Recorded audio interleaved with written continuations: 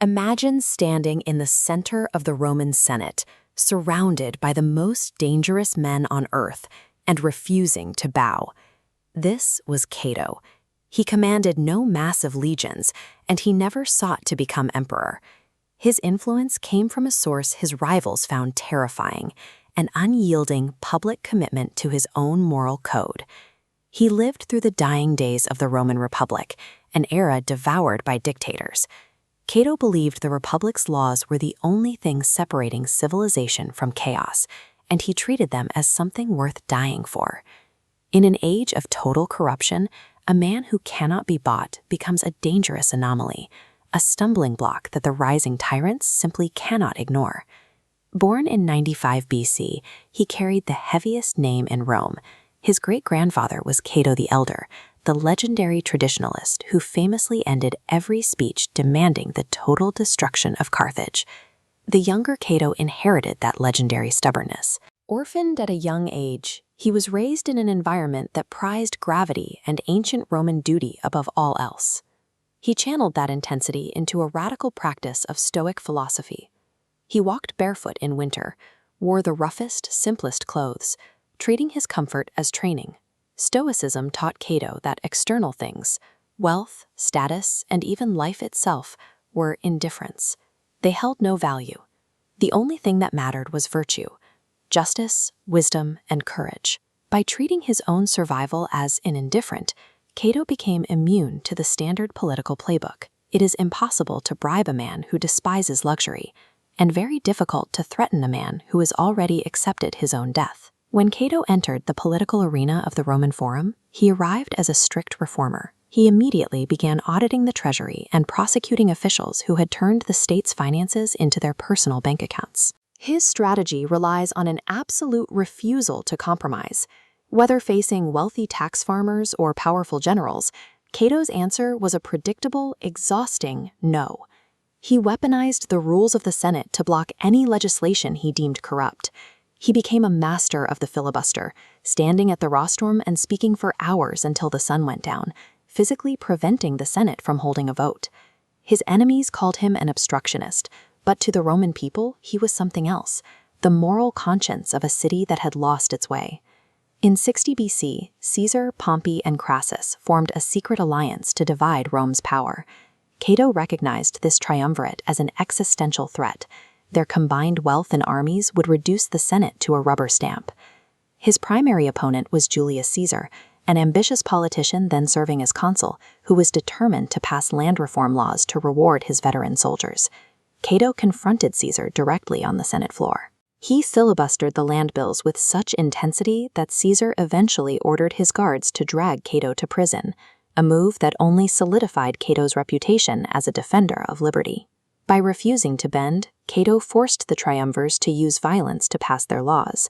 He made it impossible for them to pretend they were acting legally, accelerating the very conflict he hoped to prevent. The political deadlock eventually turned to blood. In 49 BC, Caesar crossed the Rubicon with his legions, declaring war on the Senate and plunging Rome into a massive civil war. Cato had spent years fighting Pompey's influence, but he joined him anyway. He was following the legal authority of the Republic, regardless of his personal feelings toward the man leading the army. But the Republican forces were no match for Caesar's genius. In 48 BC, they were crushed at the Battle of Pharsalus, leaving Caesar in a position of near total power. The Republic's military was gone. Yet Cato believed that as long as he refused to yield, the idea of a free Rome remained alive. Cato retreated to North Africa, serving for 2 years as the governor of the coastal city of Utica. It was the last corner of the Roman world that Caesar did not control. Then, in February of 46 BC, the final blow arrived. The Republican army was annihilated at the Battle of Thapsus. The war was effectively over. There were no more defenses left to hold. Caesar's veteran legions were already on the march, heading directly for Utica. Cato reached the logical conclusion of his philosophy. He could surrender, accept a pardon from a dictator, and live a comfortable life under a tyrant. Or he could die as a free man. He made his decision. Turning away from the city walls, Cato walked calmly toward his house as the sun began to set over Africa. His final night remains a paradox that still divides historians.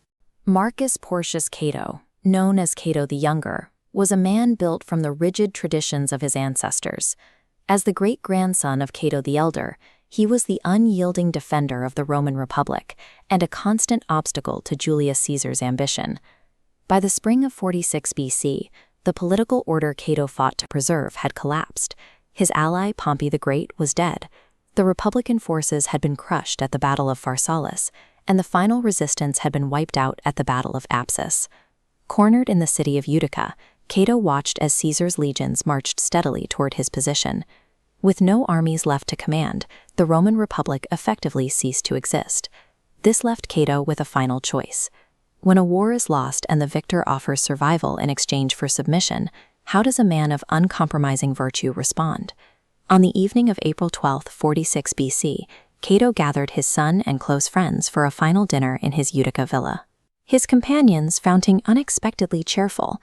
Over wine, he led a discussion on the Stoic doctrine that death is a natural transition rather than an evil to be avoided. After dinner, he retired to his room alone. By lamplight, he opened Plato's Phaedo, reading the account of Socrates' final hours and his arguments on the immortality of the soul. He set the book down and requested a report on the harbor. Once satisfied that the allies fleeing the city were safe, he demanded his sword be returned to his chamber. For Cato, freedom meant exercising absolute control over his own physical fate once political liberty had vanished. Alone in the dark, Cato took his blade and stabbed himself in the abdomen. But his grip was weak, and the thrust failed to kill him instantly. He fell from his bed with a heavy thud, alerting the household. His loyal servants, his son and his friends, burst into the room to find the senator bleeding on the floor. A physician arrived and attempted to replace Cato's exposed bowels, beginning to sew the wound in a desperate effort to save his life. Cato regained consciousness and realized what was happening. He pushed the physician away, looked at his son, and used his bare hands to tear open the stitches. He bled to death on the floor at the age of 49. Cato chose an agonizing end to ensure his dignity remained his own. He denied Caesar the power to dictate the terms of his existence. When news of the suicide reached Caesar's camp in the desert, the dictator was reportedly furious. His anger was not directed at the loss of an enemy, but at the loss of a political opportunity. Cato had robbed him of the chance to grant a formal pardon. Caesar relied on a calculated theater of mercy to legitimize his rule. He wanted to spare his most vocal critic, turning Cato into a living symbol of his own magnanimity. The suicide stripped Caesar of the narrative control he sought. He could seize provinces, but he could not force a Stoic to participate in his theater of mercy. As the physical republic collapsed, Cato's memory became a rallying point for its ideals. The details of his death circulated among those who refused to accept the new order. Literature preserved the image of the unbowed senator. The poet Lucan portrayed him as a hero in the epic Pharsalia, and Dante eventually cast him as the guardian of purgatory, a pagan whose virtue earned him a place in the Christian afterlife. By the 18th century, Cato's resistance to monarchy served as a model for the American founding fathers. George Washington was a particular admirer, keeping a play about Cato in his library at Mount Vernon. During the desperate winter at Valley Forge, Washington ordered the play performed for his troops to instill resolve in a cause that seemed lost. The legacy of a defeated Roman senator outlasted the very empire that replaced his republic. Cato's life demonstrates the Stoic principle that he who is brave is free. Fearing death means surrendering your agency.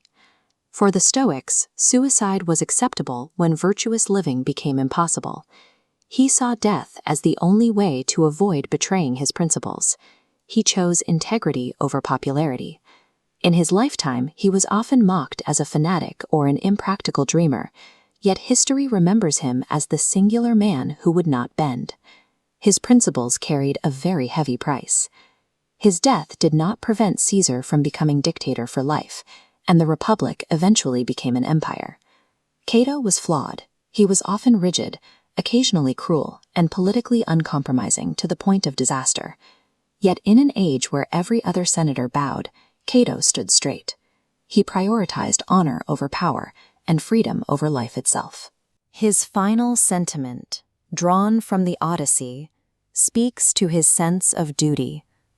I am not the first brave man to seek my death, but I go to join the great men of the past. His death suggests a powerful idea, that a man can remain free even in chains, that virtue is its own reward, and that some prices are simply too high to pay for survival. The Roman Republic died with him in Utica, but his final act proved that true integrity is found in choosing your